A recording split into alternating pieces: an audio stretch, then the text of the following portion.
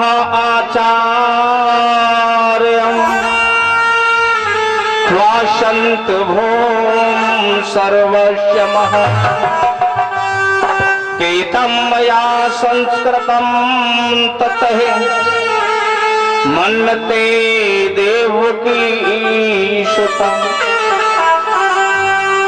बाबा नंद आ गए, कहने लगे मेरे लाला का भी नामकरण संस्कार करो, हमारे बच्चों का नामकरण संस्कार नहीं हुआ है। गर्गाचार्य जी कहने लगे मुझे मालूम है नंद, तुम्हारे यहाँ वसुदेव का पुत्र है, कंस को मालूम पड़ गया तो कंस नहीं छोड़ेगा। बाबा नंद कहने लगे मेरा महल इतना बड़ा है, 82 चौक है, एक चौक में 10,000 गायें बंध जाती हैं, किसी को मालूम नहीं पड़ेगा।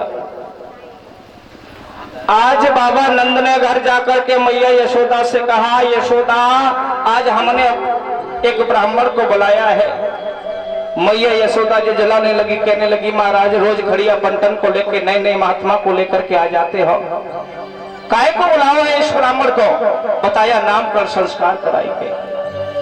मैया यशोदा कहने लगी तो मैं पहले परीक्षा लूंगी ये ब्राह्मण कितना योग्य है। रोहिणी के पुत्र को लेकर के मैया यशोदा जैसे ही बाबा गर्गाचार्य जी के सामने पहुंची, कहने लगी बाबा जब मेरे पुत्र को भाग्य कैसा होगा? तो बताया रोहिणी यशोदा जो तेरा पुत्र ना है, ये रोहिणी का पुत्र है। सही मैया यशोदा ने भगवान कृष्ण को लिया। आज गर्गाचार्य जी और बाल कृष्ण भगवान का नामकरण संस्कार करने लगे।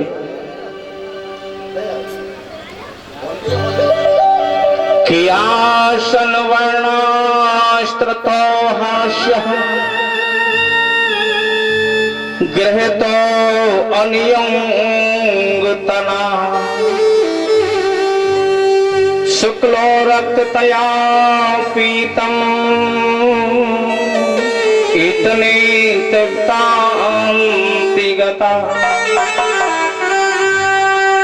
आज यशोदा तेरा पुत्र कृष्ण वर्ण होने के कारण रोहिणी नक्षत्र में पैदा हुआ।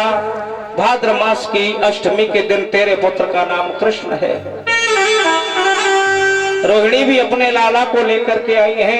मैया रोहिणी के पुत्र का नाम बलभद्र रखा है। ये बच्चा बड़ा होकर के बलराम नाम से विख्यात हुआ।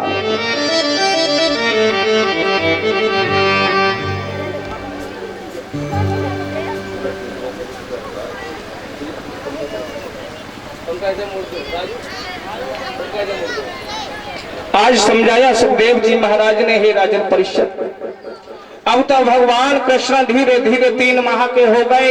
मैया यशोदा भगवान कन्हैया को पीला झुंगलिया पहना देती है, श्रृंगार कर देती है, मोर का मुकुट बांध देती है। भगवान अपने आंगन में और घुटनों के भर घूमते हैं, बड़ा आनंद आता है। एक दिन तो मैया यशोदा ने भगवान कन्हैया को रोटी पे और थोड़ा माखन रख दिया। भगवान आंगन में बैठे बैठे वो माखन रोटी खा रहे हैं। महाराज बड़ा आनंद आ रहा है। भगवान मुरली मनोहर श्याम माखन रोटी खा रहे हैं। किंधूली भरे अति सोहत श्याम जो तैसी बनी सिर सुंदर चोटी।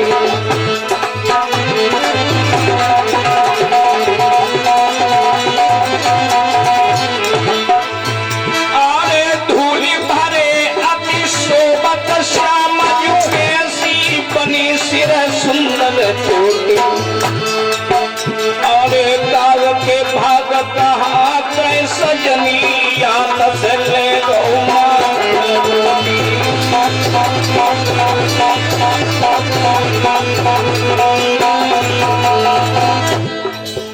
आज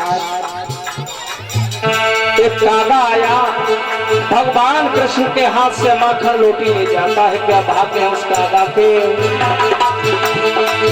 अरे कागा के भाग कहा कोई सजनी हाथ से ले लो माखन रोटी।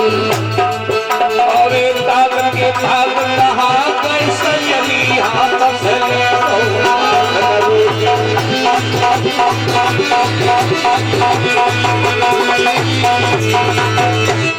अब तो भगवान देखते रह जाते हैं। धीरे धीरे भगवान और बड़े हुए, धीरे धीरे 4 वर्ष के हो गए भगवान मुरली मनोहर श्याम।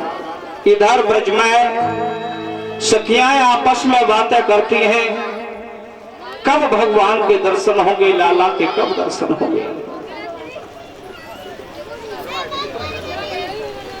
आज सखियाओं के मन में यही विचार है, किस समय हमें लाला के दर्शन होंगे।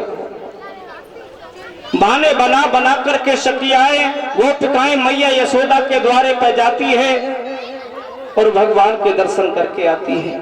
शाम को वे गोपिकाएं अपने अपने घरों में सोती हैं। तो यही भाव है, भगवान के चरणों में मन है और भगवान के बारे में कहती हैं श्याम, हे कृष्ण, हमारे दिल में एक आशा है, किस समय हमारे घर में आकर के और हमारे माखन का भोग लगाएंगे।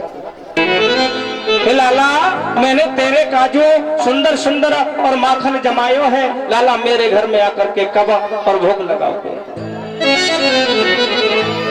सखियों का ये भाव देखा, सुखदेव जी महाराज समझाते हैं, हे राजन परिषद, भगवान हमेशा प्रेम के वश में रहते हैं, भगवान को तुम अभिमान के साथ में बुला नहीं सकते। गोस्वामी तुलसीदास जी तो यहाँ तक लिखते हैं कि जाके हृदय भगत जस प्रीति, जाके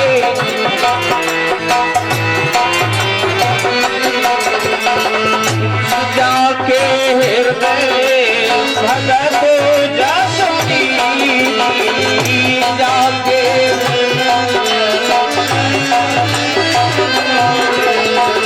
प्रभु कहीं ब्रज